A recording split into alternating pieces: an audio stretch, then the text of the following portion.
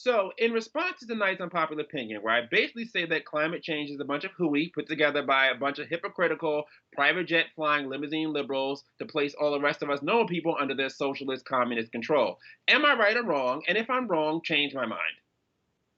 You know what? I have to say, I think you're wrong, but I understand where you're coming from. I think that climate change is an issue that for far too long has been dominated by one side of the political aisle, and it has been used to sow division, and it has been made way too extreme. The rhetoric regarding climate change is not realistic, it's very alarmist. And I think that as conservatives, we have a responsibility to push back on that and to combat that and say, look, conservatives can care about the environment, conservatives can believe in climate change, and we can address these problems without a huge economic overhaul.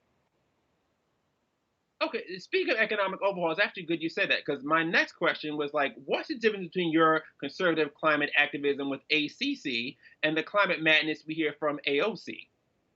So I think that when you look at the plans from AOC and Al Gore and just any figure on the left that really touts this big climate change narrative, it always comes down to control for them. It always comes down to solutions that are as huge as possible, and they measure the success of their policies by how much money they will cost. And that is not what we believe here at ACC. Here at ACC, we believe in an all of the above energy approach. So we are not in favor of banning any sources of fuel. We are in favor of nuclear energy. We are in favor of natural gas. We are in favor of competition and in favor of things that will make our economy better and create jobs. And I hope that you and your followers will follow along with us as on March 31st, we release our official response to the Green New Deal, our own climate platform called the American Climate Contract.